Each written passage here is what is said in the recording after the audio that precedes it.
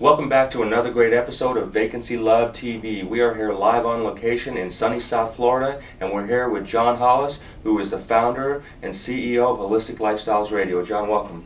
Welcome. And thank you for having us. Appreciate it here. Thank you. John, what I wanted to share with our viewers, our members, and really our global community out there, can you tell us more about what Holistic Lifestyles Radio is? How did you find it? How did you found it? What is the mission behind it? And, where do you see it going here over the next few years?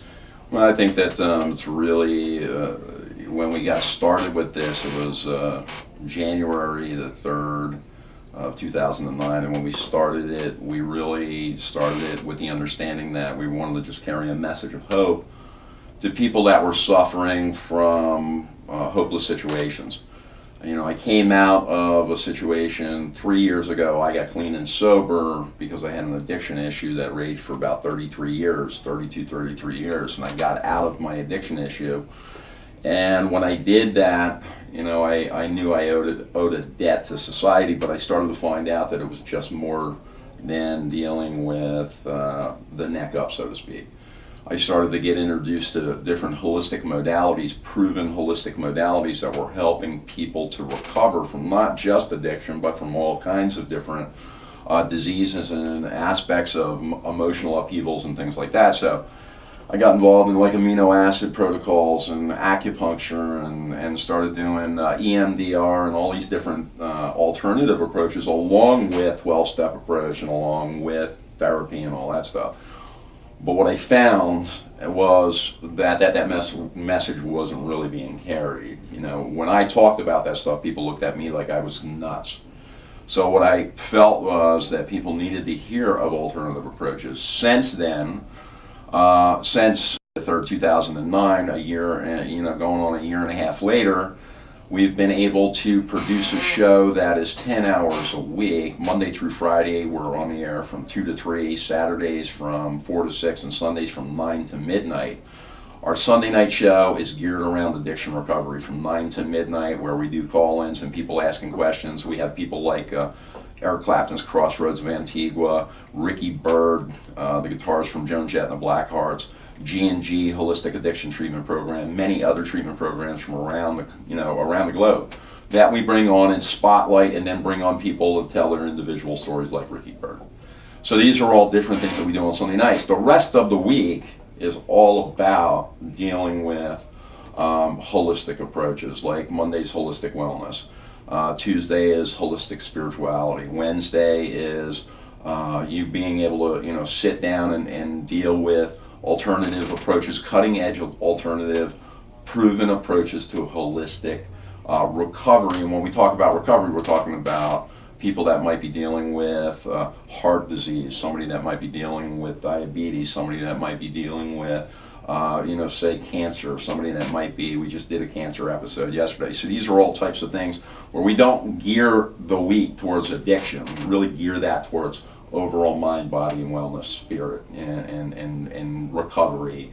And again, I mean, what I have found is it's real simple for everybody to preach to each other about change and all kinds of different things. But here's the amazing thing that I found. Well, the communities as a whole, the recovering community or the holistic community or the metaphysical community, it's real natural for us to sit here and talk about those things together because we identify with them and we agree with them.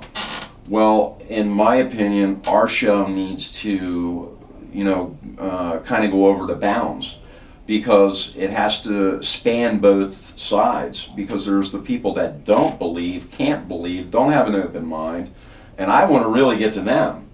Because, why should I preach to the choir? I want to get to the person that has never heard of this aspect, or has heard of it and has a closed mind and doesn't have the ability maybe to get past the fear of it. And maybe something I say or one of my guests will say will help them to say, something, I'm going to give it a shot even one time. So that's really what I'm looking to accomplish. You started this in 2009, and how do you feel about where you're at today? I mean, did you see this? I mean, you have an amazing following. You have an amazing following. I mean, you have listenership all over the world. I mean, did you see it? Did you know you'd be at this place today? Yeah, it's funny. I really didn't go into it from that angle. And what happened was, like, you know, I'm a bull. I mean, I'll be quite frank. You know, I'm a bull. All right. Whatever I get involved with, I just really get into it. And you know, when I first started the show, I really didn't look at the online situation. But then I was approached by a couple of different people that said, "Hey, listen, you know, we love your show, and we'd like to put it on our social network."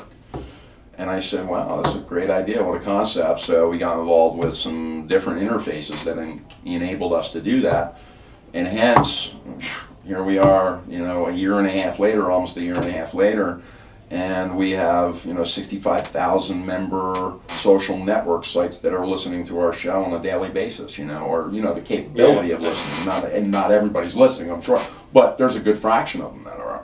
And we're adding people. I mean, Vacancy Love, you know, or lovevacancy.com, you know, all these different places are now coming to us and saying, "Hey, listen, would you, you know, let's get together, let's work this together." And in my belief, it's about us working together as a community to carry a message to the person that might have never heard this message before. Yeah, you know, I couldn't agree with you more about that. It is about all of us working together and just really delivering this spread the message of love, if you would. Now, you had your own personal story from our conversations before that really took you to this place.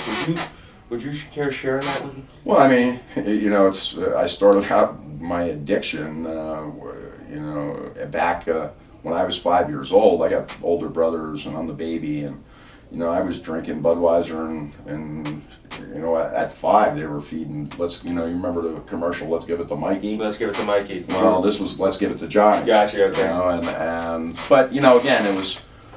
You know, it was all in fun, I believe. I don't believe anybody did it with any malice. And back in the 70s, it was, you know, just an understood thing. And, you know, and again, I seen it as a lot of fun. And it might have not, at 5, when I took the first one, it didn't continue every day. But at 11 and 12 years old, when I started hanging out with the boys in my neighborhood, and we were going out into the cow pastures of upstate New York, and drinking beers and tipping cows and smoking pot, that was fun.